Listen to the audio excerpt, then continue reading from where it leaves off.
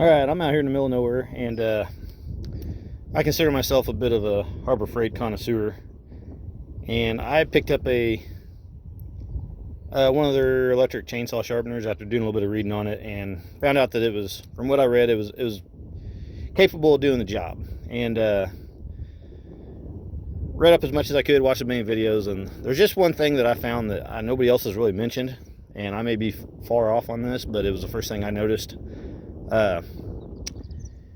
And that is that the chain vise isn't on center with the wheel. And I'm going to try to show you a diagram to explain why that's a problem.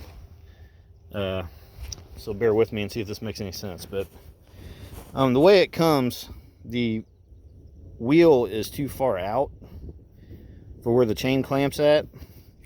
So on one side, which would be, this would actually be the good one here, you can get all the way to the root of the tooth without getting into the rest of the links. You know, there's 3 links stacked together. Kind of give you an explanation of what I'm doing here. We got your tooth, then you got a middle link, and then you got your outer link. So this lets you get all the way to the root, which would be down here, without getting into that tooth, or without getting into it severely. Part of the problem is also exacerbated by it's got such a small wheel. I think a bigger wheel would alleviate some of this, but regardless, so you sharpen it one way and you're good to go. Now, the offset of the teeth means the center line of the chain is not where you need to be grinding. You're grinding to the side. So, like I said, one way it's pretty much dead on. Then you spin it the other way, and between spinning it and your offset, all of a sudden now you're barely getting into the corner, a little bit below the corner, before you start getting into your links. And that gets it probably sharp enough to where it would work, but I alleviated it, and it seems to be working pretty good, because it was the first thing I noticed was the way my links look different on my lefts and my rights. But what I did is shim this out. I used 2 washers. See if I can get that to focus. 2 washers between the clamp and the base, and brought that out probably about 1/8 of an inch. And what that did was try to get the center line of the wheel on the center line of the chain, so that it's still not perfect. It still will hit this link right here and this link right as you get down to the root. But basically it's doing an equally shitty job on both sides, instead of just doing a great job on one side and a shit job on the other. So I felt like that was a worthy improvement. I saw some other mods on there about the clamp twisting when it clamps, but mine doesn't seem to be doing that, so I'm not going to mess with that. But I just wanted to point this out. And I also, when you are grinding, this one is pushing the tooth that way, but like before, whenever it was off center, when you got to the bad side, the direction of the wheel was also deflecting the tooth that way, which actually made it even worse. So getting it on center helps, or even if it favored, you know, the outside just a little bit, so that when this tooth deflects a little bit, it's not as big of a problem. But from what I found with it, other issues stem from, like, I don't have it clamped down, but there's play in this hinge.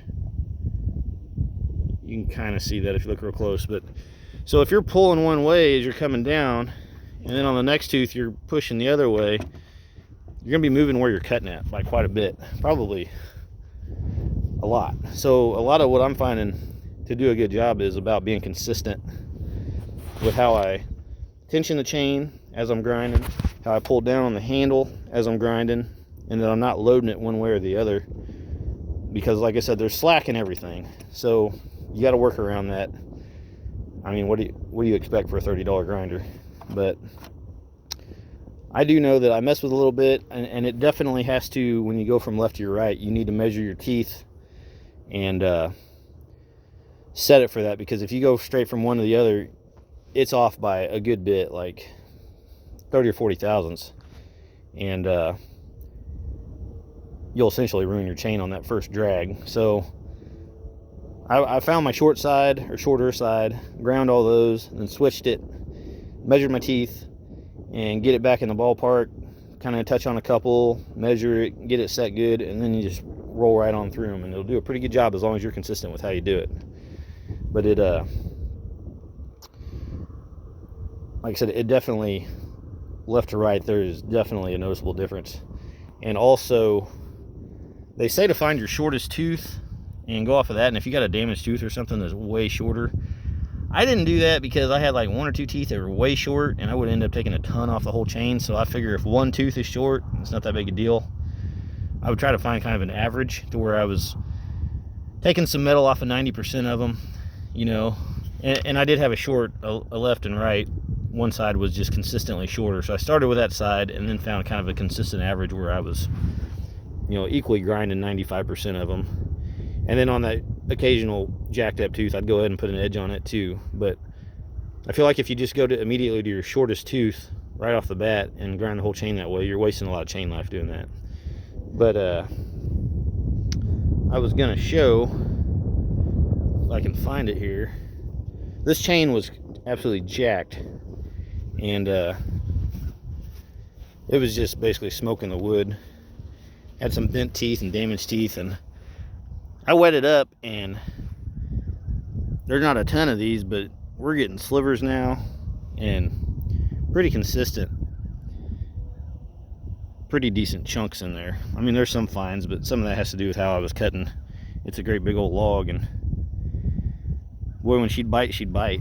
And I would go ahead and I set it up and just took a couple pecks off the drag, set this to 0, and then come in there and of course set your depth stop there, and just come in there and peck them a little bit. And really, to do that right, you need to set it for your lefts and set it for your rights, because again, these are offset, they're not on the center line of the chain, so that throws off where that radius of that wheel is going to hit the tooth. So go in, hit your lefts, reset, go in, hit your rights.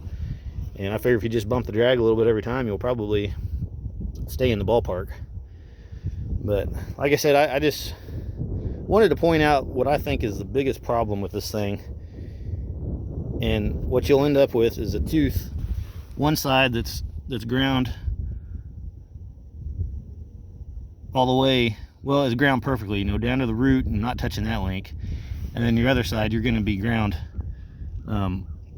halfway down the tooth and just annihilating your link. So like I said, try to find an average and shim that so that it's basically hitting them both the same. And I felt like it did really a wonderful job. It absolutely saved that chain. And for $29, you know, half a dozen chains and it's paid for. So that's all I had to add. But like I said, I think that the success of this grinder is in the hands of the man running it more than it is the grinder, because there's enough there to work with. You just got to take your time and feel it out. I recommend starting with an old junk chain, not like a brand new $40 chain, to try to learn how to use this. But just pay attention to what it's doing, and pay attention to what you're doing while you're running it, and I think you can make it work.